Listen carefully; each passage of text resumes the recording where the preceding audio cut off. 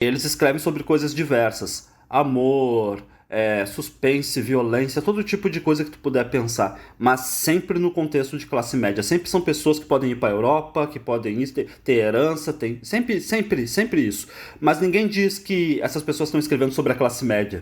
Muita gente ainda não compreende quando se fala assim, bilionários não deveriam existir. E eu acho muito problemático e desesperador como as pessoas não conseguem entender que não é literalmente, não é sobre matar pessoas, é sobre uma classe social que só existe porque existem pessoas sofrendo na miséria. E aí eu escutei desse amigo, ele falou, você não pode sair da Rocinha. Eu falei, mas por que eu não posso sair da Rocinha? E aí ele disse, porque senão você não vai ter sobre o que escrever, você não vai ter sobre o que contar. Quarta capa. Esse é o Quarta Capa da editora Todavia. O título é autoexplicativo, por isso esse episódio vai ser diferente. Eu vou começar sem o roteiro, porque o que vale aqui é a apresentação dos diferentes mundos dos entrevistados. Então, em que mundo tu vive, Tricila Oliveira? Eu acredito que eu vivo num segundo ou terceiro Brasil, um Brasil mais próximo do profundo, mais próximo de uma realidade de 50 ou 100 anos atrás, de pessoas que ainda não tiveram acesso a direitos humanos básicos. Pessoas que ainda lutam muito, muito apenas para sobreviver, que ainda não tiveram a oportunidade de sonhar, de ter metas, de ter outros objetivos na vida a não ser a sobrevivência. Então, eu vivo nesse mundo e eu enxergo com muita nitidez esse mundo que essas pessoas vivem e eu enxergo como se fosse através de uma janela o mundo de outras pessoas. Um mundo de gente que, por ter crescido com tudo, ter nascido com tudo, acha que todo mundo tem escolha, que todo mundo tem opções, que todo mundo pode escolher fazer uma coisa ou outra. E é para mim estranho enxergar assim o meu mundo, do meu mundo, o mundo de outras pessoas como se eu estivesse assistindo um filme, assistindo uma série ou então, sei lá, muitas vezes um conto de fadas, sabe? Onde tudo é possível, onde tudo é lindo, onde tudo é rosa, com arco-íris e pôneis, sabe?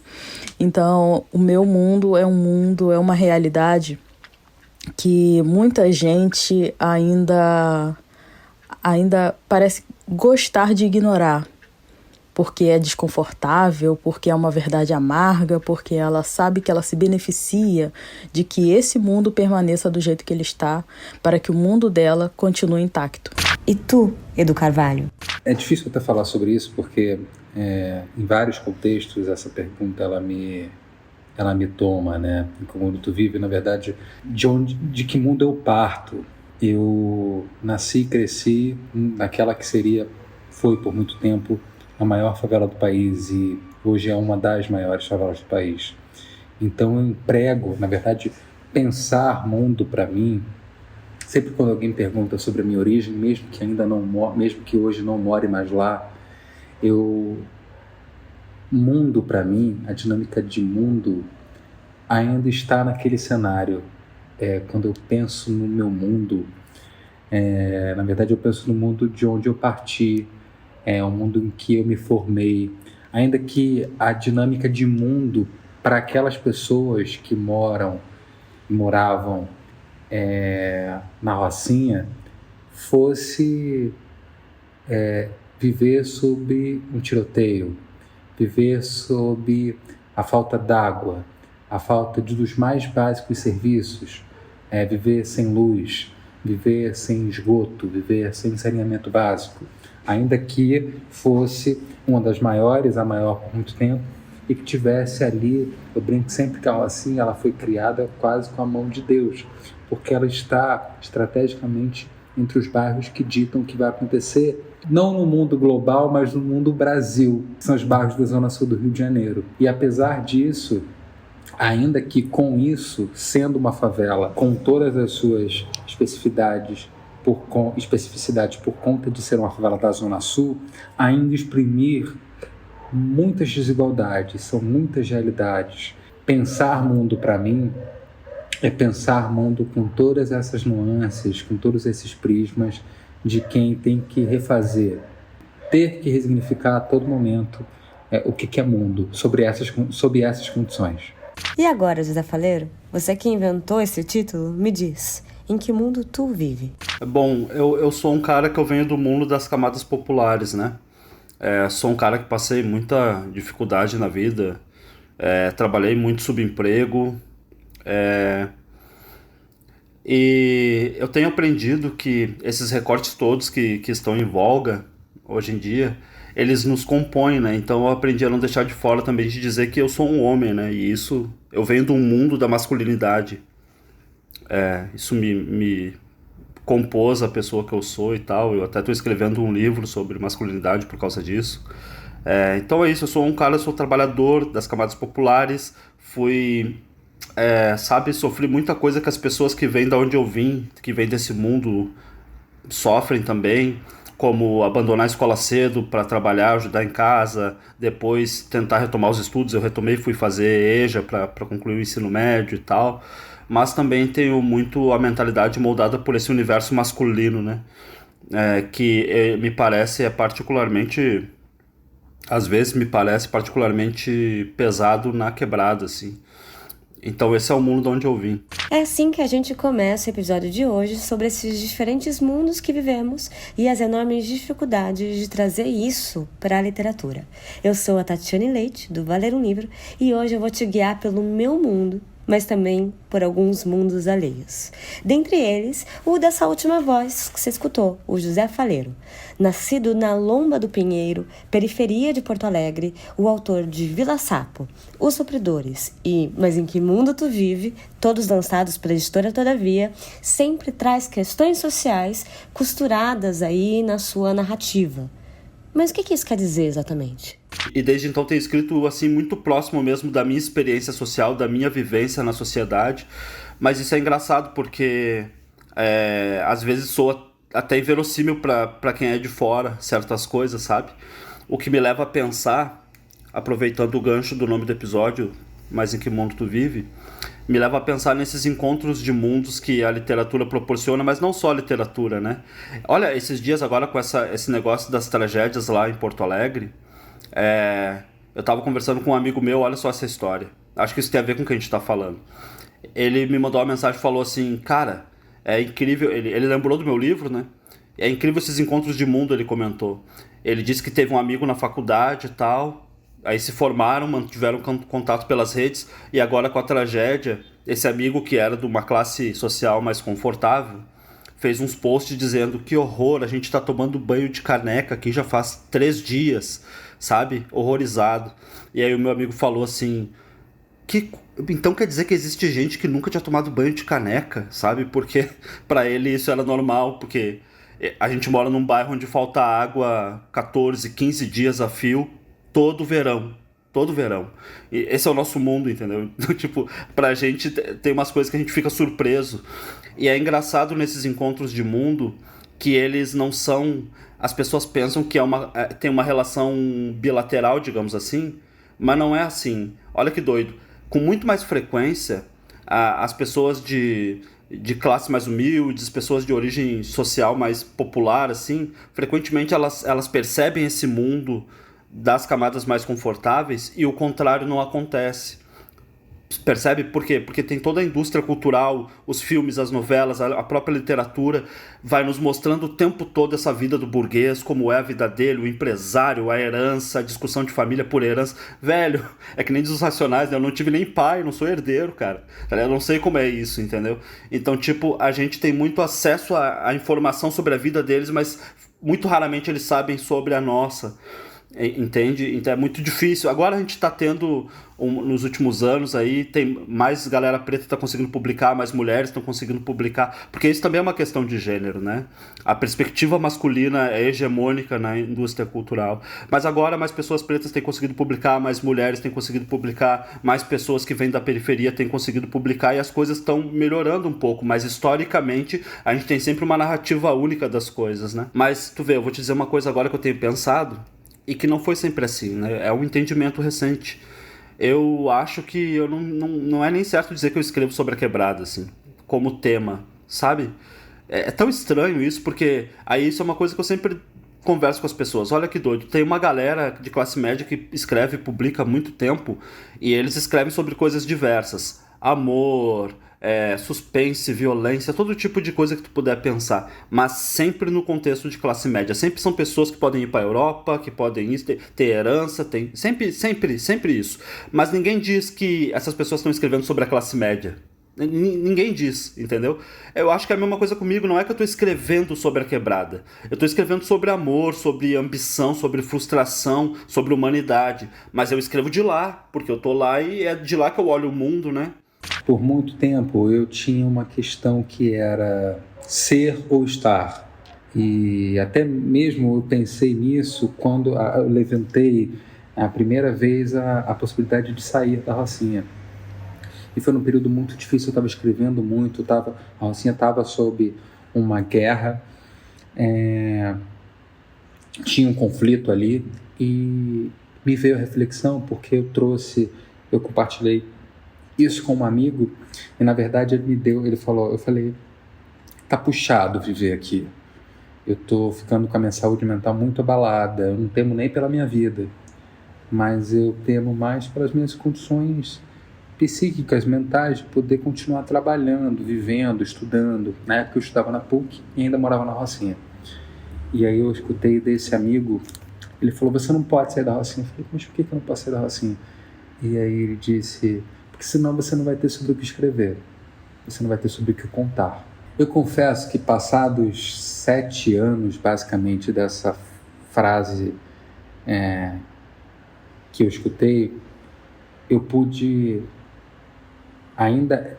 Ela foi um corte no que eu entendia sobre ser e estar e sobre como eu deveria me portar. Porque tem um lance, para quem escreve a partir desse lugar, periférico, favelado, ou que fala dessas realidades, tem um lance de que você acaba rompendo barreiras, você acaba rompendo bolhas mesmo. Porque anteriormente essas pessoas não queriam ouvir o que a gente vivia, ou que se vive nesses lugares hoje. É um ativo você ser um morador de favela e poder contar suas histórias, e você ter lugar de escuta e, sobretudo, na verdade, de fala e também de escuta dos outros. Mas, ao mesmo tempo, tem um perigo constante e permanente de que você fique caracterizado apenas por falar sobre esse lugar. Eu sempre pontuava, eu sou um jornalista. As minhas conexões, os meus filtros, na verdade, a partir dessa conversa que eu tive com essa pessoa, que me disse que se eu saísse da Rocinha, eu ia perder tudo que eu poderia falar sobre o mundo, eu comecei a entender que, na verdade, não. Em qualquer lugar que eu estivesse, os filtros da Rocinha estariam comigo. Mesmo se eu estivesse morando na Barra da Tijuca, mesmo se eu estivesse morando na Faria Lima, as perspectivas seriam, os meus filtros seriam os mesmos. Na verdade, é como é que eu olharia as novas situações. Essa voz que você ouviu agora foi do Edu Carvalho, jornalista que sempre viveu na Rocinha e lançou pela Todavia 12 contos no livro Na Curva do S. Hoje, dono de uma trajetória intensa no mundo da comunicação, Edu também é colunista no site Projeto Colabora, onde ganhou o prêmio Vladimir Herzog por uma reportagem sobre exclusão social, e também é colunista da UOL. Além dele, a gente vai entrar no mundo da Tricila Oliveira. Escritora e cyberativista, ela é natural de Niterói e publicou em parceria com Leandro Assis as histórias em quadrinhos Confinada e Os Santos, obras que abordam temáticas como injustiça social, exploração do trabalho e racismo. Nós, pessoas periféricas, que conseguimos de alguma forma transpor algumas barreiras, ainda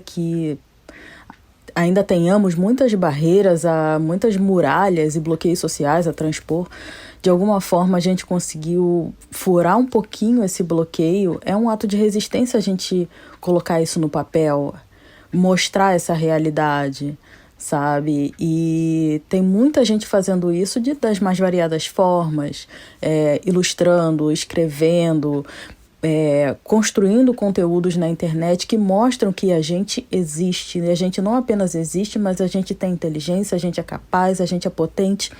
A gente só precisa de uma palavrinha mágica, que é oportunidade. essas oportunidades elas são monopolizadas por vários sistemas de opressão que beneficiam um punhado de pessoas em detrimento de outras. Em detrimento de outras que precisam se provar 10 vezes mais do que essas outras que são beneficiadas. Então, é um movimento político, obviamente, como a gente sabe, tudo é político, mas é um movimento de resistência também, a gente colocar isso no papel, a gente mostrar essas realidades, a gente organizar o nosso ódio, impulsionar a nossa raiva de forma que outras pessoas se conscientizem e consigam enxergar não um estereótipo que é construído em torno de realidades de pessoas nordestinas, pobres, pretas, faveladas, mas que nós, além desses estereótipos, somos seres humanos, somos pessoas, somos gente como todo mundo. Tem uma pergunta que permeia a minha cabeça há muitos anos e deveria fazer todo mundo raciocinar sobre com quantos pobres se faz um milionário? Não existiria essa classe social que não deveria existir se não fosse tantas pessoas na miséria, sabe? Muita gente ainda não compreende quando se fala assim, bilionários não deveriam existir. E eu acho muito problemático e desesperador como as pessoas não conseguem entender que não é literalmente, não é sobre matar pessoas, é sobre uma classe social que só existe porque existem pessoas sofrendo na miséria. É a mesma coisa do meu lugar de fala, eu falar, gente, a gente precisa acabar com a branquitude. E tem gente que fala, não, quer matar branco. Eu falei, não, gente, branquitude é um sistema de opressão racial. É um braço do racismo. A gente precisa acabar com esse poder que pessoas brancas têm. Enfim, eu acho um momento que a gente está vivendo muito desesperador porque a gente precisa falar, desenhar e fazer mímica das coisas, porque as pessoas não têm tanto o hábito da leitura e elas precisam que tudo seja literal e visceral para ser compreendido, para ser assimilado, algo simples, básico, que está na cara de todo mundo. Olha como... Oi, pervertidinhos da quarta capa. Rita Von Hunt aqui, menina, para responder essa pergunta impossível de que mundo que eu vivo, né? Gente, eu acho que eu vivo numa terra em transe. Um beijo pro querido Glauber. Todos nós, de alguma forma, estamos vivendo uma terra em transe. Esse transe, ele se dá na mudança de um paradigma civilizacional. Nós estamos conhecendo os 45 do segundo tempo dos combustíveis fósseis ou os 45 do segundo tempo do nosso modelo de civilização. À medida que rios de tinta se acumulam para que pesquisadores e cientistas e intelectuais que compreendem o desastre climático e a urgência da transição energética, a gente vai cada vez mais tomando consciência disso que pode vir a ser o nosso fim, né? O mundo que eu vivo é um mundo que ainda parece não ter compreendido a dimensão e a gravidade do assunto. Recentemente no Brasil, a gente viveu um leilão de mais de 600 territórios para exploração de combustíveis fósseis no nosso país. Muitos deles em terras indígenas, algumas dezenas, muitos deles em regiões de bioma ultra sensível, como por exemplo a floresta amazônica e a foz do rio Amazonas. É muito maluco pensar isso, porque na iminência do colapso, nós, mais uma vez, somos o suprassumo do atraso, né? Ao invés de todas as nossas forças estarem dirigidas e direcionadas para quitar a produção de combustíveis fósseis e transicionar para energias limpas, verdadeiramente limpas, nós ainda estamos discutindo em 2024 furar novos poços de petróleo que só poderão ser explorados, produzirão seus primeiros barris daqui a 7 anos, né? Quando a OCDE já aponta que o mundo não deve mais ter como matriz energética os combustíveis fósseis. Então esse é o mundo que eu vivo, é apenas um dos recortes, também vivo num mundo tentando privatizar a educação, etc, etc, mas aí o assunto fica longo. Vivo num mundo de luta, meus amores, lutemos. Olha como é complexo, né? Não é uma coisa que surge ali sem razão, isso é uma coisa que tem a ver com o abandono do Estado completo e absoluto, tem a ver com tu não fazer as feiras do livro na periferia, tem a ver com tu não abrir livraria na periferia, sabe? As livrarias ser tudo no centro, tem a ver com tu não levar um cinema, um teatro, tu não levar um parque, tu não levar nada. As pessoas passam o dia todo trabalhando, 12 horas por dia, volta pra casa, não tem um lugar pra caminhar, mano, tá ligado? Tem a ver com... E aí, tudo isso, olha como é complicado. Tudo isso num contexto social que te influencia, que te empurra a ser um consumidor. Compre porque tu vai ser feliz, compre porque tu vai ser feliz. Aí o teu trabalho tu nem pode comprar nada, porque o dinheiro mal dá pra comer. Enquanto tiver uma operação caveirão voador sobrevoando a maré, a verdade era, de que forma eu consigo fazer com que um caveirão voador na maré deixe alguém que mora no Leblon também com um comichão, falando assim, isso não pode acontecer. Não pode acontecer da polícia sair chutando porta no morador na Rocinha, não pode acontecer do complexo alemão ter a quantidade de operações que tem por dia. Como é que a gente faz? Na verdade, o lugar é da construção. Então, sendo uma antena e ouvindo as outras pessoas, eu consegui, pelo menos, dividir com elas, ao mesmo tempo que era muito individual, eu conseguia trazer sempre o coletivo. A partir dessas nuances de, assim, como é que a gente consegue falar de uma coisa que é coletiva, que é um universo coletivo, né? Quando você vai pensar, é um universo coletivo de mais de 100 mil pessoas. Mas cada um enxerga de uma maneira. Eu enxergo de uma e talvez alguém ali enxergue da mesma. O mais interessante disso é que, segundo diversas pesquisas e a crença popular, são justamente nós, os leitores, os mais empáticos. A ideia é clara: quanto mais você lê, mais empatia você pode ter, mais possibilidade de sentir algo que você nunca experimentou. Segundo o dicionário Wise, ter empatia ou ser empático tem uma série de significados, mas a gente vai se deter em 3 deles. 1. Capacidade de se identificar com outra pessoa, de sentir o que ela sente, de querer o que ela quer, de aprender de modo como ela aprende. 2. Processo de identificação, em que o indivíduo se coloca no lugar do outro e, com base em suas próprias suposições ou impressões, tenta compreender o comportamento do outro. E 3. Forma de cognição do eu social mediante 3 aptidões: para se ver do ponto de vista de outrem, para ver os outros do ponto de vista de outrem ou para ver os outros do ponto de vista deles mesmos. Qualquer uma dessas definições pode nos entregar uma ideia parecida: a possibilidade humana de, mais do que identificar o mundo do outro, se ver no mundo do outro. Mas se isso é possível, e pior, se nós leitores somos justamente os, entre aspas, mais aptos a reconhecer essas diferentes realidades, por que ainda assim é justamente nesse mundo que as coisas parecem mais discrepantes? Teve uma professora que me deu umas roupas uma vez, tá ligado? Quando eu tava fazendo EJA.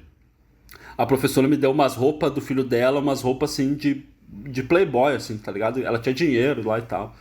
E aí falou assim, ó, porque agora tu é um escritor, tu não pode aparecer nos lugares assim. Eu me lembro, eu tava com a camisa do Grêmio, eu me lembro que eu até falei pra ela um negócio que naquele momento eu tinha muita convicção. Eu falei pra ela, ó, Sora, é uma questão política, eu vou assim de propósito, sabe? E era uma convicção, até certo ponto ainda é, porque Tati, pensa comigo, olha só. As pessoas vão ser homenageadas, que nem eu já fui, ou vão receber um prêmio, que nem eu já recebi, ou alguma coisa assim. Eu nunca vi chegar um cara de camisa de time, meu, chinelo, tá ligado?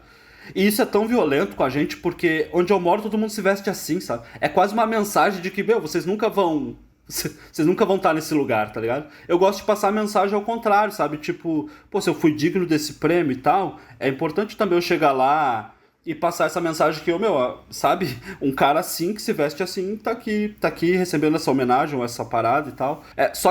Mas aí é difícil medir até que ponto isso não vira um personagem, entendeu? De repente já não é mais eu. De repente já é uma forçação de barra E aí tudo isso me atira em crise, assim, de identidade, sabe? Eu, porra, tô forçando a barra ou não tô? Será que eu meto umas roupas diferentes hoje? Não meto? Como é que eu vou falar? Como é que eu vou me comportar? O certo é o seguinte, é uma situação difícil de lidar, porque historicamente a literatura não é um espaço reservado para pessoas como eu. Então é estranho para todo mundo, assim, uma pessoa como eu chegar. Inclusive para mim é estranho. Na verdade, já que eu quero, pelo menos, transformar a pergunta, eu não quero mais ouvir em que mundo tu vive, porque a pergunta mesmo em que mundo tu vive é uma coisa meio do absurdo, né? É do estranhamento, é quase animalesca. Eu não quero que o outro veja o mundo de onde eu parto como animalesco. Eu quero que ele veja o mundo que eu parto, de onde eu vivo, como um mundo geral. Eu lembro, falando disso, é interessante, porque ainda nessa visita que eu fiz com essa pessoa que não morava na Rocinha, foi engraçado que a gente foi atravessar uma das vias e era muita movimentação, e eu falei, vem comigo. E tava vindo umas motos assim, e ela ficou com medo de atravessar comigo. Eu falei, vem. Aí ela, mas eu não tenho sinal, não vou andar, não vou botar. Eu falei, mas vem que você não é só tá comigo, mas vem que eles vão parar para você. Mas aí ela me disse, mas no meu mundo não é assim. E eu falei, mas no meu mundo aqui é. Então vem. Vem que você vai conseguir atravessar. Então eu não quero mais que... não é que eu não queira mais que esse tipo de pergunta seja feita. Eu quero resignificar essa pergunta.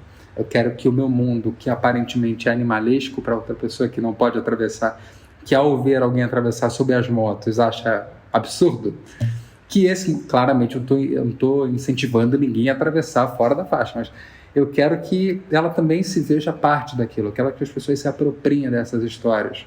Eu quero que, não só dessas histórias, mas desses locais. Eu quero que eu tenha uma dimensão de ligação com a Rocinha, com São Conrado, com a Jaboatão de Guararapes, da mesma forma que ela tem com o lugar onde ela nasceu. É aquilo que nos pertence. Se a gente não apreende isso, se o morador da Zona Sul não aprender a Rocinha como lugar da Zona Sul e que é dele, cada vez mais a gente vai ter o que acontece no sistema da violência ou da segurança pública. Ou as coisas na Rocinha não vão mudar e vão continuar mudando no Leblon, por exemplo. Ou mesmo eu. Se eu não achar que o Leblon é o meu lugar, realmente eu não vou conseguir transitar na cidade e aí eu me fecho. É mais fácil a gente se fechar na Rocinha e viver esse universo coletivo, paralelo, particular. Na verdade, eu acho que é só minha opinião, eu não tenho nem certeza disso que eu vou dizer, mas me parece que não chega nem a ser preguiça, assim. Eu acho que conhecer os mundos alheios é mais difícil do que parece. Porque eu acho que se fosse simples, eu acho que as pessoas teriam interesse em minimamente ter uma noção dos mundos alheios, assim. Mas parece mais difícil. Por exemplo, eu me lembro de uma vez que eu li um livro, acho que era da Toni Morrison, que falava lá e tal da menstruação da menina. E aí quando eu li isso, assim, eu parei de ler e fiquei pensando, cara, eu nunca ia falar disso num livro meu, assim. Eu tive que parar pra refletir sobre isso, assim. Existe menstruação, né, mano? Existe isso. Que doido. Eu nunca tinha... Isso não ocupa o meu pensamento, sabe? Eu fiquei... Como é que eu ia... Tá, hoje em dia talvez eu bote isso num personagem, porque eu vi ali e tal, mas quantas mais coisas me escapam sobre a sobrecarga da mulher, né? De criar criança lá e tal, Imagina, velho, quantas coisas eu não faço nem ideia. A cólica, sei lá, a gravidez, o drama de querer fazer um aborto e isso ser criminalizado, tipo... Velho, realmente um universo paralelo, assim, que a gente... Enquanto homem, não é muito difícil, assim, por mais que a gente tenha interesse, assim, parece que tem uma barreira invisível que dificulta mais do que a gente gostaria de admitir, assim. Daí que, na minha opinião, a importância da pluralidade, sabe, de ocupar os espaços de poder, assim, de maneira diversa, porque... Sabe, Tati, não é só uma questão de representatividade, é mais que isso, tá ligado? Representatividade é tão... ali o fulano igual a mim, que legal. Não é só isso, sabe? É a gente perceber que as nossas histórias importam, sabe? Que a história das mulheres importa, das pessoas pretas importa, a galera da quebrada é digna de estar num livro, é digna de estar no cinema, e mais do que isso, às vezes é uma porta pra gente... Pra facilitar esse conhecimento de mundos alheios, né? A essa altura, você já deve ter captado a diferença entre esses mundos, mesmo alguns que partem de lugares muito parecidos. Não à toa, a Tricila Oliveira e o Leandro Assis, que partem de mundos tão diferentes, tiveram um grande trabalho na hora de projetarem as histórias dos quadrinhos. Cada um é como os santos e confinadas são um paralelo de realidades, entre a gente também existe esse paralelo. Então, eu falava pra ele, olha, pelo amor de Deus, não vamos fazer uma favela de novela das 7 da Globo, não, porque é ridículo. Não vamos fazer uma novela nordestina com todo mundo pintado de amarelo. Então,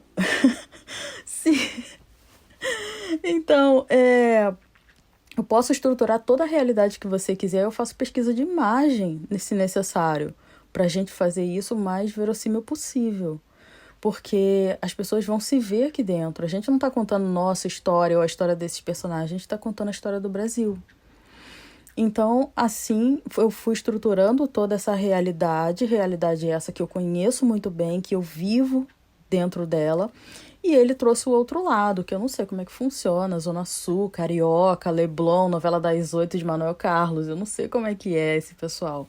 Então, ele trouxe tudo que ele conhece. E muitas coisas ali são pessoais para ele, assim como são pessoais para mim. Então, a gente uniu os nossos dois mundos dentro das nossas histórias. E eles conversam entre si porque um depende do outro.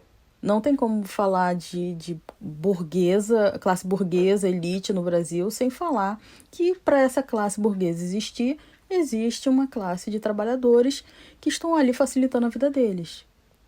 Não dá para falar da classe trabalhadora sem falar das pessoas para quem eles trabalham. Então, são realidades e mundos que dependem um do outro para existir.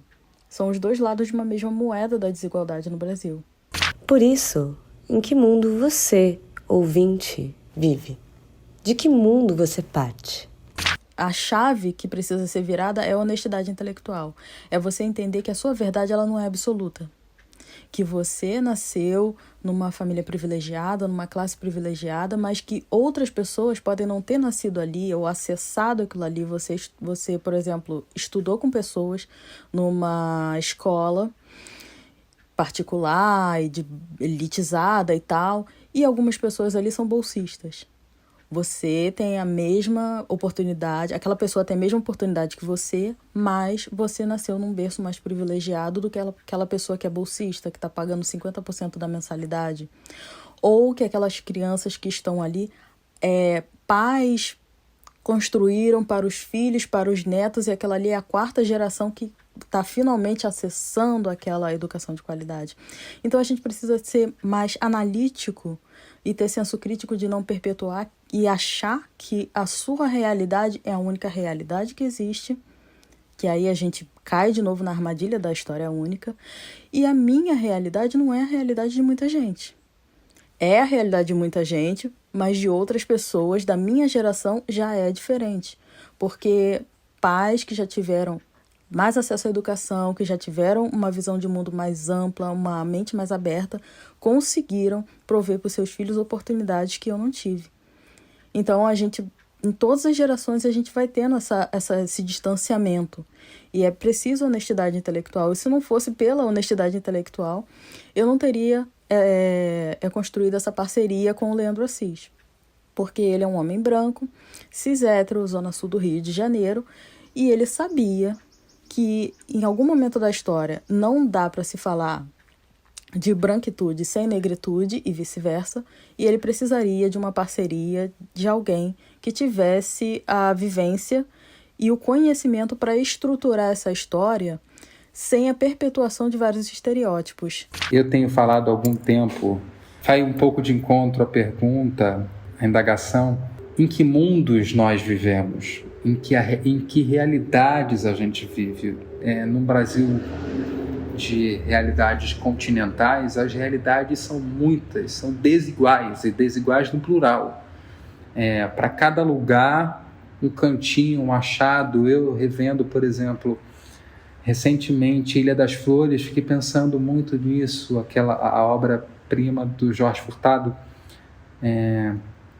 fiquei pensando muito nisso, quantas realidades podem coexistir no mesmo país, em uma mesma cidade, no mesmo bairro, numa mesma rua, né? A gente pode... eu acho que o Brasil ele é rico em muitas coisas e também é rico na pobreza, a pobreza em que a gente vê as misérias todas disputando ao mesmo tempo o mesmo lugar, no mesmo lugar. Esse encontro dos mundos, ele é muito... O limite, a distância entre eles é quase... Ela não existe, basicamente. É uma linha muito tênue, muito sutil, que divide esses mundos. Então, tem uma vontade, eu pessoalmente, de ainda explorar, ainda que a palavra não se remeta a algo, né, de explorar, colonizar, nada disso, mas quero desbravar, descobrir, vivenciar esses tantos mundos que coexistem no Brasil. E teria lugar melhor para apresentar tantas realidades que se não Brasil. E o que a gente faz com isso também, né? Porque ao mesmo tempo que a gente vive sob a égide do caos, viver sob a corda no pescoço e empenando prato, também tem uma coisa de como nos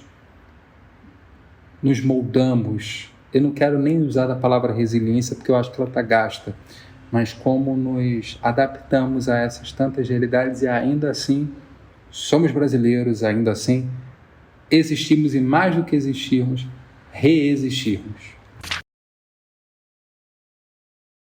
De 20 livros, entre eles Um Exu em Nova York, Parem de Nos Matar, não só topou participar desse episódio, como escreveu um pequeno texto especialmente sobre o mundo em que ela vive. O mundo em que vivo é bruto, mas insisto em descobrir flores no asfalto e em plantar outras. Nesse mundo, quando sou curadora e posso sugerir 12 pessoas para um trabalho, tenho uma lista de outras 24 que poderiam ocupar bem a cada um daqueles 12 lugares. No mundo em que vivo, dou cerca de 10 autógrafos num evento de lançamento do meu 22º livro, mas em cada palestra ou bate-papo que protagonizo, escritoras iniciantes querem a fórmula para serem o que consideram uma escritora de sucesso. No mundo em que vivo, os cachês são estratificados e os curadores acreditam que me convencerão da minha importância ao me pagar 4, 5 vezes menos do que pagam a outros colegas para exercer a mesma função, às vezes para estar na mesma mesa. No mundo em que vivo, se trabalho, recebo. Se tenho algum problema de saúde no aeroporto, me deslocando para o local, não recebo. Também nunca mais aparecerei nesse lugar. Não me chamem. No mundo em que vivo, tenho consciência de que em concursos literários, mulheres, pessoas negras, indígenas, pessoas trans, não binárias, sexual dissidentes de um modo geral, e as histórias que escrevem a partir de seus pertencimentos, terão alguma chance de prêmio se forem avaliadas por perfis de avaliadores que, como elas, não sejam hegemônicos.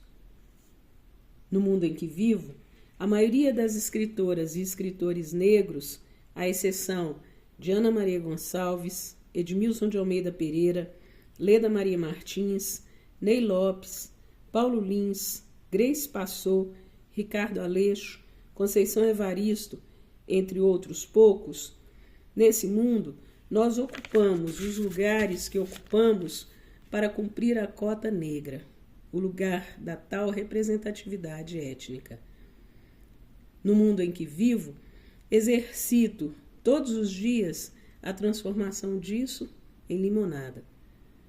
Por fim, parafraseando a sabedoria da amiga Monique Malcher, no mundo em que vivo, meu fetiche é ser bem remunerada pelo meu trabalho, para assim me tornar dona do meu tempo e conquistar tempo livre e remunerado para escrever. Estamos chegando ao fim de mais um episódio do Quarta Capa, o podcast da editora Todavia.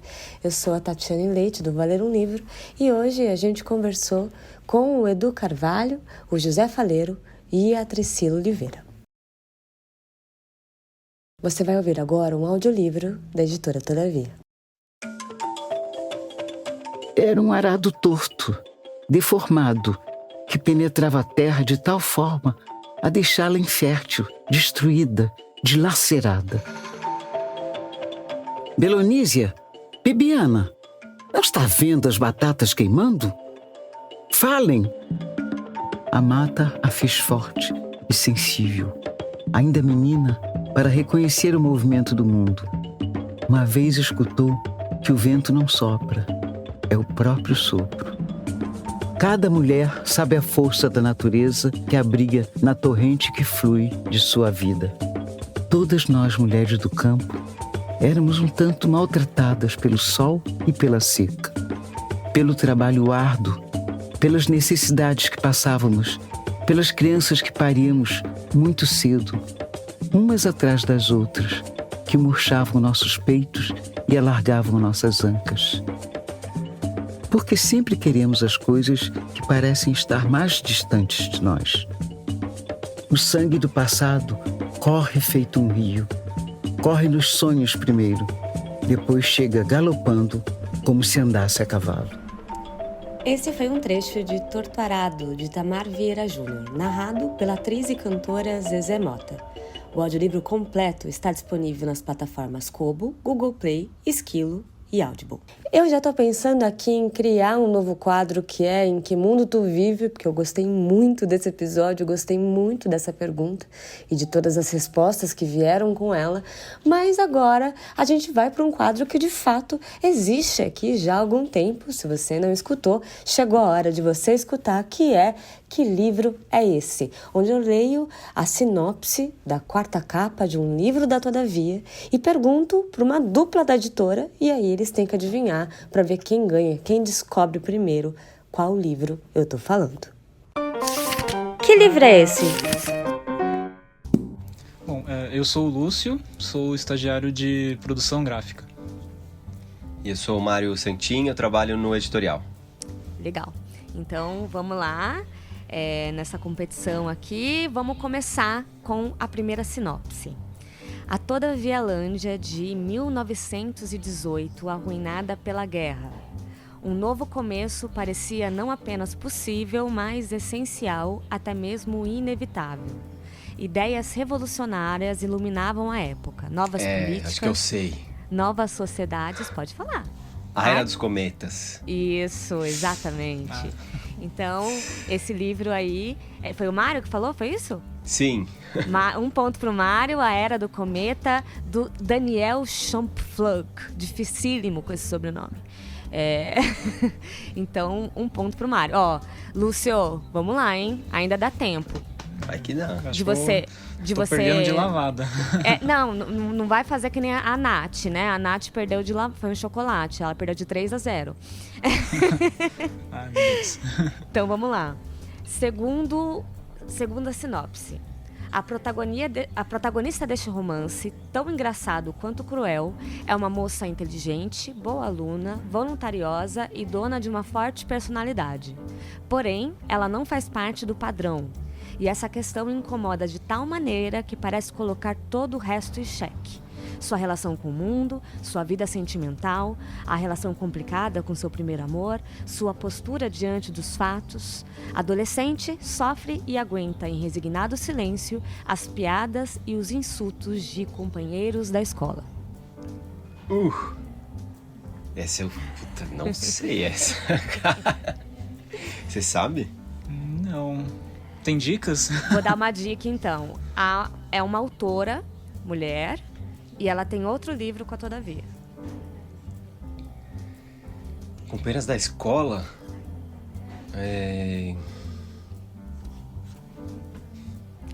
E essa questão dela estar fora do padrão, o fator do que ela tá fora do padrão, o fator principal é o título do livro. A Gorda. Exatamente. Ih, Lúcio. Ó, só pra não ficar feio pra você, eu vou ler o terceiro. Vamos ver. Acho que o Lúcio vai nessa. Então, tô sentindo que é agora. Agora vai. Só para os ouvintes saberem, a sinopse que eu li é do livro A Gorda, da Isabela Figueiredo. Vamos lá, terceira sinopse. O personagem precisa perder cerca de 3 litros de água para ter acesso à luta mais importante de sua carreira. Após uma madrugada insana, com uma dieta quase suicida e sem uma gota de água, alcança o peso e vence a luta. A grande luta? Ó! Olha! Lúcio, muito bem! Chocolate, caraca, Lúcio! Que beleza! Arrasaram, gente. Mário, parabéns. Você foi o grande vencedor. Mas foi suado. Desse episódio. Mas foi suado, foi difícil. Foi quase uma luta de UFC que você ficou dias sem beber 1 litro de água. Exato, uma gota de água sequer. Obrigada, gente. Valeu, Tati. Até mais. Até. Tchau, Tati. Até mais. E se você gostou desse episódio, não se esqueça de seguir a gente em todas as redes sociais e também de comentar aí o que você está achando dessa temporada do Quarta Capa, né? A gente já está há um tempo conversando, trocando ideia e eu quero muito saber a sua opinião e saber, claro, em que mundo tu vive. Eu sou a Tatiane Leite do Valer um Livro e a gente se vê na próxima quinzena. Tchau! Esse é o Quarta Capa, o podcast da editora Todavia. A apresentação, roteiro e direção foram feitos por mim, Tatiane Leite. Vinheta e edição de Maurício Caetano. A gente se vê na próxima quinzena. Tchau!